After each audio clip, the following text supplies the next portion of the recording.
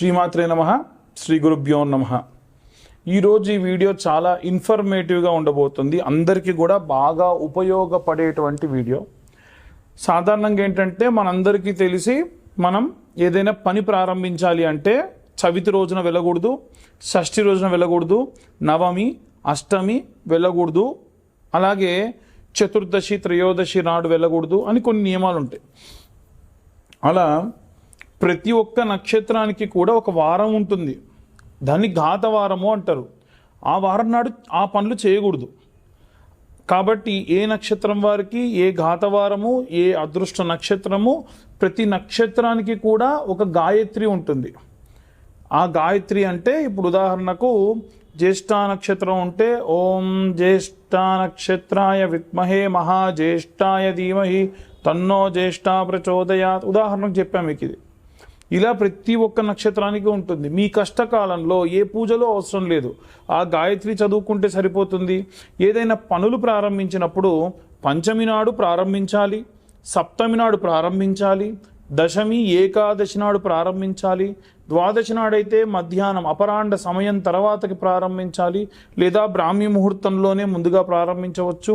అమావాస్య ముందు వచ్చేటువంటి త్రయోదశి చతుర్దశి అంతగా మంచిది కాదు. అమావాస్య పౌర్ణమి తర్వాతకు వచ్చేటువంటి పాడ్యమి విద్యా తదియా కూడా మంచిది కాదు. కాబట్టి ఈ పరమైనటువంటి క్యాల్కులేషన్స్ అన్నీ కూడా వేసుకొని వీలైనంత వరకు కూడా మనము ఒక తిథిని వారాన్ని ప్రమేయంగా తీసుకొని మనము ఆ యొక్క పనిని ప్రారంభించాలి.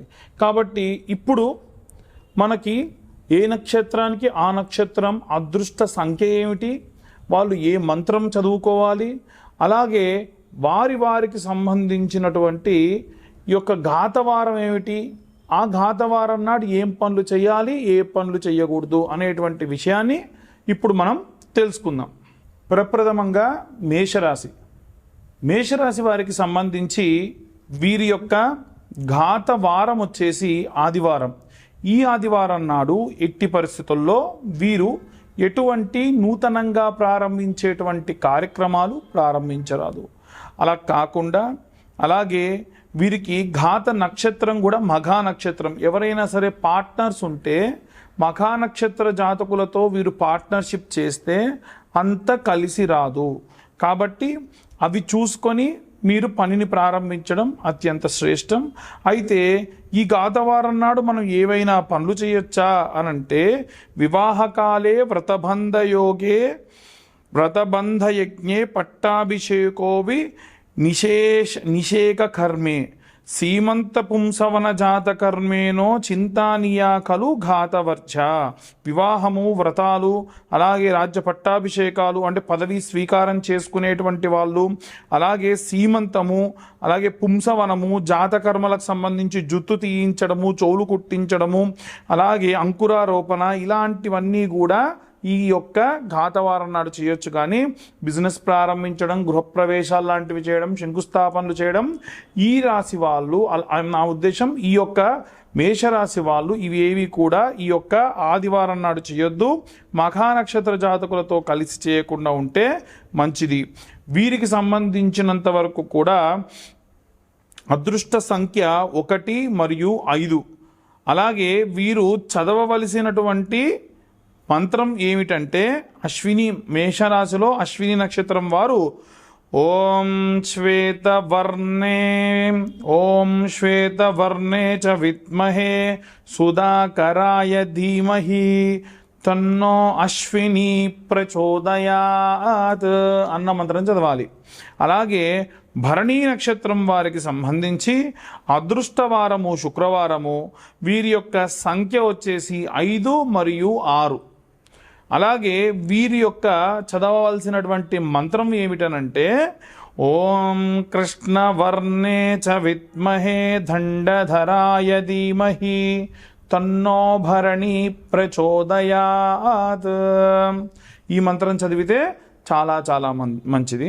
అలాగే కృత్తికా నక్షత్రం వారు చదవవలసినటువంటి మంత్రం ఏమిటి, అలాగే వీరి అదృష్ట వారం ఏమిటి అనంటే వీరికి కూడా శుక్రవారం అదృష్టంగా ఉంటుంది, లేదా ఇందాక చెప్పినట్టుగా ఘాతవారమైనటువంటి ఆదివారము వీరు ఏవైనా సరే నూతనమైనటువంటి వివాహాది క్రతువులు జాతకర్మలు చేసుకోవడానికి బాగుంటుంది. వీరి అదృష్ట సంఖ్య 1, 3, 5. అలాగే వీరి యొక్క చదవవలసినటువంటి మంత్రం ఏమిటి అని అంటే ఓం బందీ దేహాయ విద్మహే మహాతపాయ ధీమహి తన్నో కృత్తికా ప్రచోదయాత్. ఇలా 108 సార్లు మనకు కష్టం వచ్చినప్పుడు మన నక్షత్ర గాయత్రి ఇది ఇలా చదవడం వల్ల విశేషమైనటువంటి సత్ఫలితాలు పొందుతారు. అయితే ఇవన్నీ కూడా మేము గోచార రీత్యా చెప్పేటువంటి విషయములు. చాలామంది జాతకములు చెప్పేటప్పుడు మీ యొక్క పేరు, డేట్ ఆఫ్ బర్త్, టైం ఉంటేనే జాతకం చెప్పించుకోండి. చాలామంది జాతకం చెప్పించుకునేటప్పుడు డైరెక్ట్గా మా పేరు ఇదండి, మా పేరు బలం మీరు చెప్పండి అంటే మీ పేరుకు సంబంధించిన నక్షత్రాలు ఏమిటి, ఆ నక్షత్రం వాళ్ళకి ఆ పేరు గల వాళ్ళకి ఏ నక్షత్రం వస్తుంది, వాళ్ళు ఏం రెమెడీస్ తీసుకోవాలో ప్రతి వారం చెబుతూనే ఉన్నాగా. కాబట్టి మళ్ళీ కొత్తగా మీరు డబ్బులు పెట్టుకొని ఎవరి దగ్గరికి వెళ్ళాల్సిన అవసరం లేదు. మీకు ఒకవేళ date of birth, time, place ఉంటే మాత్రమే జాతకం చెప్పించుకోండి. ఈ జాతకం కోసము 2025 రూపాయలు అవుతుంది. ఎవరైతే 2025 రూపాయలు చెల్లించి జాతకం చెప్పించుకుంటారో వారికి మాత్రమే ఈ యొక్క జ్వాలాముఖి మాల ఉచితంగా ఇవ్వడం జరుగుతుంది. ఇక అన్ని రాసుల వాళ్ళు ఎలాంటి రెమెడీస్ తీసుకోవాలి, విపరీతమైనటువంటి రాహుగ్రస్తం వల్ల ఇబ్బంది పడుతున్న వాళ్ళు, రాహు దశ వల్ల ఇబ్బంది పడుతున్న వాళ్ళు, శని వల్ల ఇబ్బంది పడుతున్న వాళ్ళు ఎలాంటి రెమెడీస్ తీసుకోవాలి, ఎలాంటి మంత్రపఠనం చేయాలనే విషయాన్ని ఇప్పుడు మనం తెలుసుకుందాం. చాలామంది రాహుగ్రహం వలన చాలా ఇబ్బందులు పడుతూ ఉన్నారు. అయితే రాహుగ్రహం గనక లగ్నంలో ఉన్నా, పంచమంలో ఉన్నా, నవమ స్థానంలో ఉన్నా ఏదైనా ప్రయోగం చేయడం వలన ఫలిస్తుంది. ఏదైనా ప్రయోగం అంటే మనకు సాధారణంగా ఏంటంటే 4 బాటల మధ్యలో, 3 బాటల మధ్యలో చౌరస్తా అని అంటారు, కూడలి అని అంటారు. మనం అప్పుడప్పుడు చూస్తూ ఉంటాం. అక్కడ నిమ్మకాయలు, గుడ్లు ఇలాంటివన్నీ పడేసి ఉంటాయి. మనం దూరంగా చూడలేము. దగ్గర దాకా వచ్చిన తర్వాత మన బండి దాన్ని దాటుకుని వెళ్ళిపోతుంది. దాన్ని మించి దాటడం వలన ఎవరికైనా లగ్నంలో కానీ, పంచమంలో, నవమంలో రాహు ఉన్నా, వారికి రాహుదశ నడుస్తున్నా, ఒకవేళ ఆడపిల్లలైతే వాళ్ళు కనుక డేట్లో ఉన్నా, ఏదైనా సరే వాళ్ళు విడిచిపెట్టినటువంటి ఆ గాలి వీరికి సోకుతుంది. ఏదైనా దుష్టత్వం వీరికి ఆపాదించబడుతుంది. నిద్ర పట్టదు, ఉలిక్కిపడి లేవడం, సూసైడ్ చేసుకోవాలన్న టెండెన్సీలు రావడం, ఇలాంటివన్నీ విపరీతంగా జరుగుతూ ఉంటాయి. ఎవరికైతే ఇలాంటి భావనలు ఉన్నాయి, నాకు నిద్ర పట్టట్లేదు, సూసైడ్ లాంటివి ఆ థాట్స్ వస్తున్నాయి, ప్రతిదానికి భయం వేస్తుంది, ఇలాంటివన్నీ ఈ పాపగ్రహ సంచారం వలన వీరి జాతకంలో వచ్చేటువంటి ఇబ్బందులు. మరి ఏం చేయాలంటే ఎవరైతే ఈ బాధతో ఉన్నారో వాళ్ళు నిద్రపోతున్నప్పుడు ఒక కోడిగుడ్డు వాళ్ళ తల్లిగారు కళ్ళకు కాటుక పెట్టుకొని ఒక కోడిగుడ్డు తీసుకొని, ఒకవేళ తల్లి లేకుంటే భార్య అయినా భర్త కోసం చేయొచ్చు. ఒకవేళ తల్లి కోసం పిల్లలు చేయాలి అని అంటే కనుక ఆడపిల్లలు వివాహం కాకుంటే చేయొచ్చు. అయితే ఈ కంటికి కాటుక పెట్టుకొని ఒక కోడిగుడ్డు తీసుకొని ఆ కాటుకను తీసి 2 కళ్ళు, ముక్కు, నోరు, ఐబ్రోస్, బొట్టు గీసి కుడి చేత్తోని 3 సార్లు, ఎడమ చేత్తోని ఒకసారి తిప్పి ఒక కవర్లో పెట్టి ఎవరికన్నా ఒకళ్ళకి మగవాళ్ళకి ఇచ్చి కూడలిలో పడేసి అది పగిలిపోవన్నమాట. అట్లా విసిరేసి వెనక్కి తిరిగి చూడకుండా రమ్మని చెప్పండి. ఇలా చేయడం వల్ల కూడలంటే చౌరస్తా 3 బాటలు, 4 బాటల మధ్యలో వేసి రండి. ఎందుకు 3 బాటల మధ్యలో వేస్తారంటే 4 విభాగాలుగా వెళ్ళేటువంటి చోట 4 రకాల మనుషులు, 4 రకాల అంటు ముట్టు మైల ఏదో ఒకటి 4 బాటల మధ్యలో నుంచి ఎవరో ఒకరు వెళ్ళుంటారు. దాని యొక్క వక్రత్వము ఆ యొక్క ప్రదేశానికి వస్తుంది కాబట్టి అది చేయడం వల్ల అది ఫలిస్తుంది అని అంటారు. కాబట్టి మీరు అలా వేసేస్తే పోతుంది.